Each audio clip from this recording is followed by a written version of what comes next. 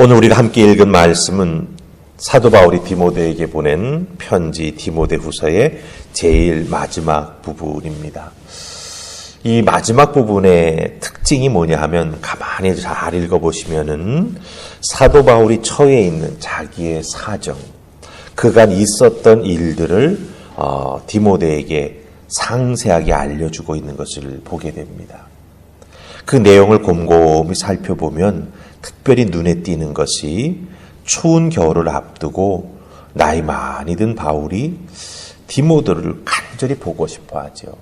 감옥에서 겨울을 맞이해야 하는데 이 겨울이 혹시 내게 마지막 겨울이 되지 않을까 하는 이런 생각이 드는 것 같습니다. 그래서 디모데를 속히 오라고 하고, 또한 사도 바울에게 있어서 아주 중요한 책인 것 같아요. 책 중에서 두꺼운 가죽으로 만든 책을 꼭 가지고 오라, 이렇게 부탁하는 부분이 있습니다. 그만큼 감옥에 있기에 디모데가 와도 자주 오랫동안 만날 수 없지요. 같이 살 수도 없지요. 잠시 만날 수 있을 뿐이지만, 그러나 그 만남은 영적 부자지간인 사도 바울과 디모데에게, 특별히 디모데에게는 많은 위로와 또한 디모데에게는 소망을 줄 수 있는 따뜻한 만남이 된다라고 하는 것을 우리가 여기서 발견할 수가 있습니다. 사도 바울의 마음, 감옥이라고 하는 현실 속에서 위축될 수 있습니다. 나이로 인해서 몸이 쇠약해지면서 사실 마음도 굉장히 흔들릴 수 있습니다. 현실과 또한 자기 자신이 갖고 있는 육체적인 한계를 통해서 굉장히 어렵고 힘들 수 있지요. 그런데 사도 바울은 그런 상황 속에서도 어떻게 이기고 견디고 나아가는가라고 하는 걸 우리에게 보여주고 있습니다. 그 견디고 이겨나가려고 하는 사도 바울의 모습이 우리에게 도전이 된다라고 하는 것이지요. 자, 그래서 우리들도 사도 바울이 처해 있는 감옥과 같은 현실, 육체적으로 병들거나 연약해지거나 여러 면에 있어서 우리가 삶의 자리가 힘들어질 수 있지 않습니까? 그런 상황 속에서 어떤 신앙의 모습을 지켜나가야 할까라고 하는 것이 참으로 중요하다라고 하는 것을 우리에게 알려주죠. 자, 그럼 오늘 두 곳 말씀을 통해서 사도 바울이 어떻게 이겨나가는가 우리 살펴보십시다.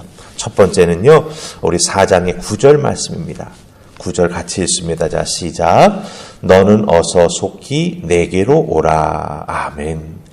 디모데를 속히 오라고 말합니다. 너는 어서 속히 오라. 빨리 만나고 싶은 거죠. 그래서 어서 속히, 그러니까 빨리 서둘러 오라라고 하는 이런 단어 두 개를 연결해 가지고 그 사도 바울의 마음을 전하고 있습니다. 어서라고 하는 말은요, 단어를 찾아보면 헬라어 단어에는 열심을 다해서라고 하는 뜻이 있어요. 열심을 다해서. 네, 그러니까 먼 길 오는데 좀 빠른 걸음으로, 될 수 있으면 디모데의 그 몸이 견뎌줄 수 있는 최고의 속도로 열심을 다해서 와달라는 거지요. 그리고 속히라고 하는 말은 지체 없이, 될 수 있으면 중간에 쉬지 말고, 내가 정말 너를 간절히 만나기를 원하니 좀 지체 없이 열심을 다해서 와달라, 이렇게 부탁하고 있습니다. 한 걸음에 가장 빨리 최선을 다해서 나에게 와달라라고 하는 것입니다. 왜 그럴까요? 사도 바울이 왜 이렇게 디모데에게 빨리 와달라고 부탁하는 걸까요? 첫 번째는 사도 바울의 감옥 생활이 힘들어지고 있음을 우리가 여기서 미루어 짐작할 수 있습니다. 감옥 생활이라고 하는 것은 요즘도 콘크리트 건물이 얼마나 차갑습니까? 그 로마 당시의 집들은 다 돌로 지어지지 않습니까? 난방시설이 겨울임에도 없을 수 있죠. 왜? 감옥이기 때문에. 그러기에 노구를 이끌고 그 감옥 생활을 견뎌내기가 많이 육체적으로 사도 바울이 힘들었던 것 같아요. 그런 의미에서 사도 바울이 많이 약해진 것 같습니다. 그러기에 진정한 위로가 될 수 있는 디모데를 빨리 보고 싶어하는 것입니다. 어떤 의미에서 우리들의 삶이 어렵고 힘들 때 정말 나에게 귀한 영적인 도움, 또한 내 삶의 도움, 내 마음의 도움이 될 수 있는 사람을, 그 귀한 사람을 만날 수 있다라고 하는 것도 우리에게는 큰 축복입니다. 내가 어렵고 힘든데 내 주위에 내가 그 어렵고 힘든 것을 터놓고 말할 사람 하나도 없다라고 한다면, 어서 속히 내게 좀 와줘라고 말할 수 있는 사람이 하나도 없다면 그 인생이 얼마나 외롭겠습니까? 근데 사도 바울은 우리에게 가르쳐주는 것이 있죠. 정말 영적으로 아주 타이트하게 연결되어 있는 귀한 믿음의 사람을 옆에 두라라고 하는 거예요. 그와 함께 기도하고 그와 함께 웃고 그와 함께 울으면서 삶의 어렵고 힘든 상황들을 이겨나가라 우리에게 알려주고 있다라고 하는 것입니다. 또 하나, 왜 이렇게 어서 속히 빨리 오라고 디모데에게 간청하고 있을까요? 두 번째로는 영적으로 귀한 만남이기 때문입니다. 왜? 사도 바울은 디모데를 믿음 안에서 얻은 아들이라고 했습니다. 전혀 육체적으로는 혈연 관계가 아니에요. 그럼에도 불구하고 사도 바울과 디모데는 영적으로 참 서로 도와주고 서로 서포트해주고 서로를 세워주고 하나님의 사역을 함에 있어서 서로가 하나 된 것처럼 귀하게 움직여 나아갔다라고 하는 거죠. 그걸 통해서 사도 바울은 선교에서 많은 열매와 도움을 얻을 수 있었고, 또한 사도 바울은 마음속에 그래, 이 디모데야말로 내 뒤를 이어서 선교 사역을 잘 감당할 수 있는 믿음의 후계자가 될 수 있겠구나, 이런 생각을 가지고 있었던 것이죠. 그렇기 때문에 영적으로 만나서 이 어렵고 힘든 시기에 서로를 위로하고 서로가 이겨나갈 수 있도록 정말 믿음으로 위로할 수 있다라고 하는 것이 얼마나 중요한가라고 하는 것을 여기에서 우리에게 보여주고 있다라고 하는 것입니다. 영적으로 만나 나누고 힘들고 어려운 상황을 함께 기도하면서 이겨나가자라고 하는 것이지요. 여러분들도 여러분의 주위에 어서 속히 오라, 나에게 어서 좀 와달라, 이렇게 부탁할 수 있는 믿음의 친구들, 믿음의 동역자들, 한 교회에서 신앙생활에 나아가고 있는 많은 믿음의 식구들을 꼭 두시기 바랍니다. 그래서 어렵고 힘들 때마다 영적으로 도움을 받으시고 또 영적으로 어려운 사람을 보면 도와줄 수 있는 그런 아름다운 믿음의 교제의 모습이 생겨지게 될 때 개인적으로도 도움을 받게 되지만 공동체적으로는 탄탄하게 세워지는 그런 놀라운 은혜가 임하게 될 줄 믿습니다. 어서 속히 내게 오라. 여러분들도 부탁하고 부탁받을 때 꼭 귀하게 움직여 주실 수 있기를 주님의 이름으로 부탁을 드립니다. 자, 두 번째로 우리 13절 말씀 보십시다. 13절 같이 읽습니다. 자, 시작. 내가 올 때에 내가 드로아 가보의 집에 둔 겉옷을 가지고 오고 또 책은 특별히 가죽 종이에 쓴 것을 가져오라. 아멘. 두 가지를 부탁하지요. 겉옷. 아마 겨울이 오니까, 그렇죠? 따뜻한 옷이 필요했는데 이 가보의 집에 두고 온 것 같습니다. 오는 길에 들려서 가져달라. 그 다음에 또 하나 부탁하죠. 특별히 가죽 종이에 쓴 책을 갖다 달라, 이렇게 말합니다. 그러니까 사도 바울이 가까이 하던 책들이 여러 권 있었던 것 같아요.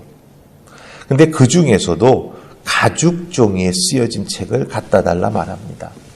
이 당시 우리가 잘 알죠. 종이가 없었습니다. 오늘날과 같은. 그래서 뭔가를 기록을 남길 때에는 양피지, 즉 가죽에다 남기는 것이 제일 오래 갔지요. 그런데 가격이 아주 비쌌습니다. 가죽으로 책을 만든다라고 하는 것은 귀한 일이고 힘든 일이었습니다. 그렇기 때문에 가격이 많이 비쌌습니다. 그런데 어떤 책인지는 명확하지 않지만 그렇게 귀한 가죽에 쓰여진 책을 사도 바울이 갖다 달라 합니다. 이렇게 특별히 언급할 만한 책이 사도 바울에게 무엇이겠습니까? 물론 사도 바울이 활동하던 이 시기에는 말하자면 복음서는 없었습니다. 네. 입에서 입으로 전해져 내려오던 예수님에 대한 이야기들은 있었지만 그것이 복음서 형태로 이렇게 쭉 정리된 것은 없었습니다. 그렇다고 한다면 우리가 이 책은 무슨 책일까 생각해 볼 수 있죠. 바로 구약 성경을, 히브리어 성경을 헬라어로 번역한 70인 성경이 이 성경일 것 같아요. 사도 바울이 자기의 서신서에서 인용한 구약의 내용들은 대부분이 이 70인역 성경에서 인용한 것이 많습니다. 그렇기 때문에 사도 바울은 이 디모데에게 특별히 이 헬라어로 번역된 구약 성경을 가져다 주기를 간절히 원했던 것이죠. 그럼 감옥에서 뭐 하려고? 감옥에서 하나님 말씀 읽으면서 위로받으려고, 하나님 말씀을 통해서 더욱더 정말 귀한 은총을 더듬기를 소망하면서 하나님 앞에 축복받는 인생으로 정리되고 싶어서 자기 자신의 사명의 초점을 잃지 않기를 소망하면서 하나님 말씀 계속 읽고 묵상하고 보기를 원했다라고 하는 것입니다. 여러분들, 결국은 하나님 말씀입니다. 그렇지 않습니까? 사람은 떠납니다. 사람은 변하기도 합니다. 오늘 말씀에 나오는 내용 중에 보면 사도 바울은 자기를 떠난 사람, 자기를 어렵게 만든 사람, 이런 사람들을 언급합니다. 그러나 사도 바울은 마지막에 결론 내리는 게 뭡니까? 하나님 말씀이라고 하는 거예요. 하나님의 말씀은 변함이 없습니다. 하나님 말씀만이 우리 인생의 진정한 힘이 되고 위로가 된다라고 하는 것이죠. 그래서 사도 바울은 하나님 앞에서 자기 사역의 마지막을 정리해 나아가기 위해 말씀을 거울 삼기를 원했던 거예요. 말씀에 자기 자신을 비추어 보면서 혹시 자기가 사역하면서 선교하면서 한 영혼 한 영혼 말씀으로 양육하고 키워내는 과정 중에 부족함은 없었는지, 혹시 자기의 실수는 없었는지 하나님 말씀 앞에 자기 자신을 세우는 것이죠. 이렇게 말씀 앞에 자기를 세우며 돌아보는 그런 믿음에 반추하는 과정이 우리에게는 꼭 필요합니다. 우리들도 이 사도 바울의 모습을 통해서 도전받아야 합니다. 우리는 자기 스스로를 말씀 앞에 세우기를 즐거워하는가 한번 살펴보아야 합니다. 삶은 실타래와 같습니다.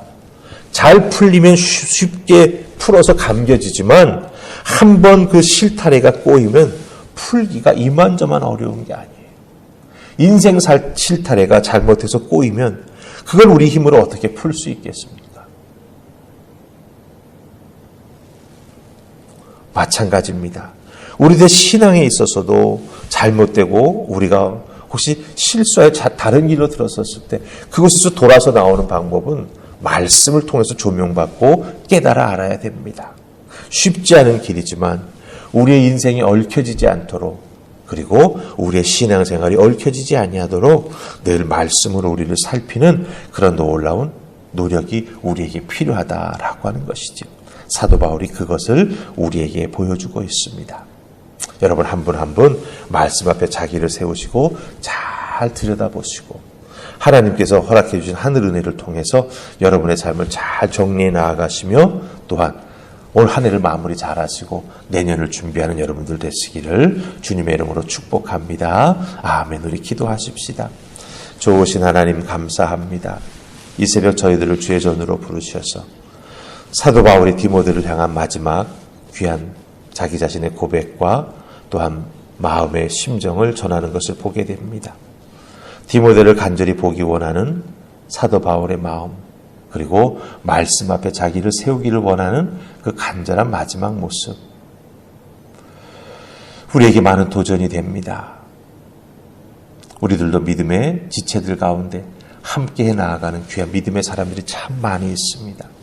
어려울 때 도와주고 도움받을 수 있는 지체들이 되게 하여 주시옵시고, 말씀 앞에 자기 자신을 온전히 세워서 말씀으로 위로받고 말씀으로 새로워지고 말씀으로 충만케 되는 하늘 은혜를 더하여 주시옵소서.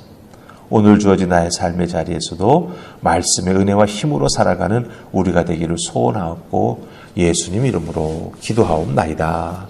아멘.